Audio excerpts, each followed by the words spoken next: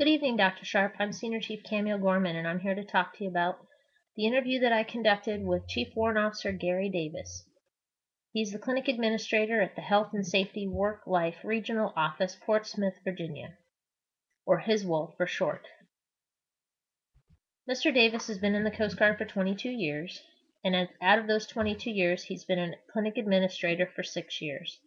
He currently has a staff of 44 people working directly for him, and their demographics of patients are over 3,500, both active duty and reserve personnel.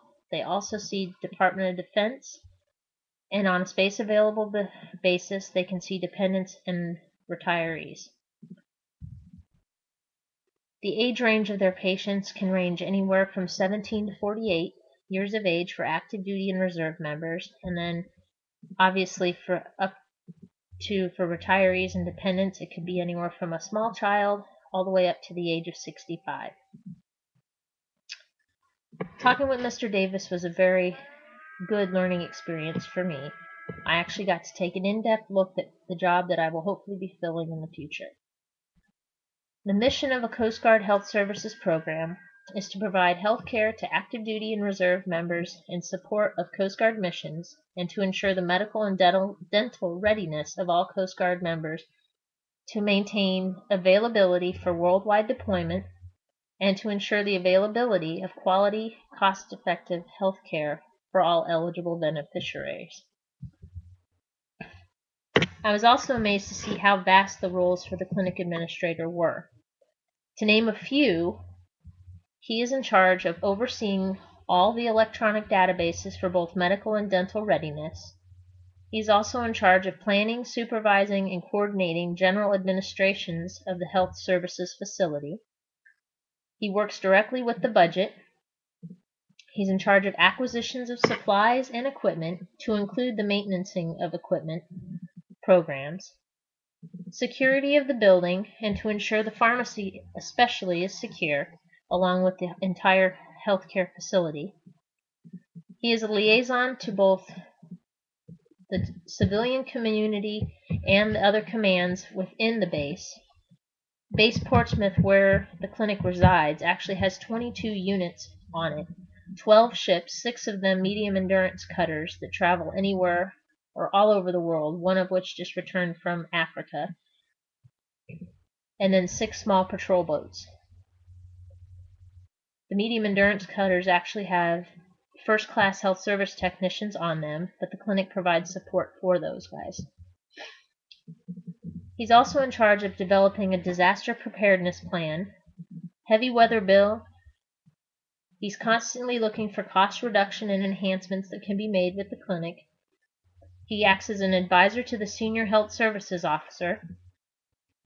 He oversees the supervision of the enlisted personnel, to include work ensuring that they're getting their enlisted evaluations submitted correctly and on time. He's in charge of implementing new policies.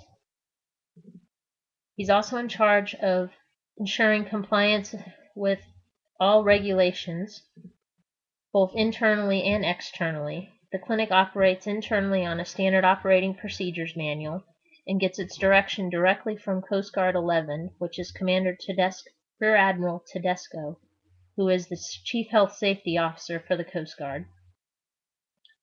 He also acts as the Medical Events Coordinator, which means that he's in charge of ensuring that all reports that need to be turned in are done so on time. He's a mentor and includes training his subordinates. He's to ensure that classes are conducted, and then he instructs enlisted personnel on their duties and the supervisors on their study of regulatory and professional publications and courses for advancements in their rating. He has to ensure that coding is done properly. He is the screener of all physicals, exams, and physical health assessments for the Coast Guard, or for his area of responsibility, which in their area of responsibility they have over 3,500 patients that they see.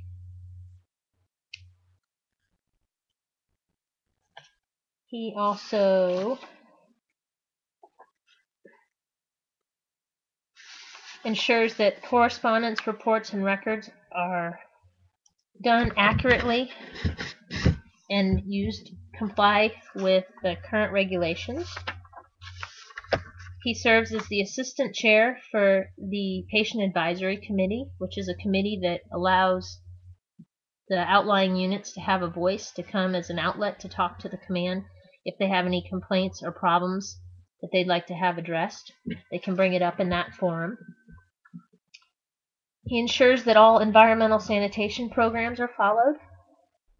He also is in charge of monitoring and helping with the Occupational Medical Surveillance and Evaluation Program, which is a program that ensures if our Coast Guard members are exposed to any type of hazardous materials, they are monitored throughout their career for any further medical side effects from that exposure. He acts as the HIPAA privacy and security officer. So if there is a possible breach of security within HIPAA, then he is the one that has to go and investigate it.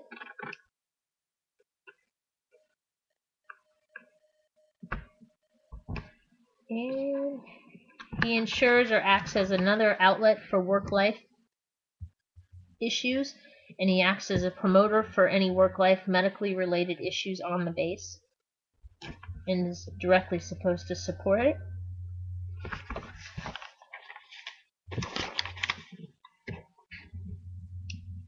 They fall under all local, state, and federal guidelines, and the biggest public and community health administrative issues that he sees that the agency has is that there is a breakdown in communication between the civilian sector and his unit specifically. If his corpsmen are responding to a case and they go out and get exposed to a patient, they basically hand them off and they go back to a hospital and they don't have any follow-up. So they're not sure if the patient put them at risk of contracting anything. So obviously personal safety and PHI is highly important for all his corpsmen, but he would like to see a better link between the community and the Coast Guard base for communication, that is, in that regards. They are a repository for chemical, biological, radiological medication, and if there were to be an outbreak, they have over 50,000 doses that would be supplied to the local community to help ward off any disease that could be contracted from that instance. They work with the CDC as an influenza reporting station. Any cases of influenza that get seen at the clinic is reported directly to the CDC. This overall experience was amazing for me. I got to sit down and talk to somebody I hope to be doing the job of in the near future. And thank you for the opportunity.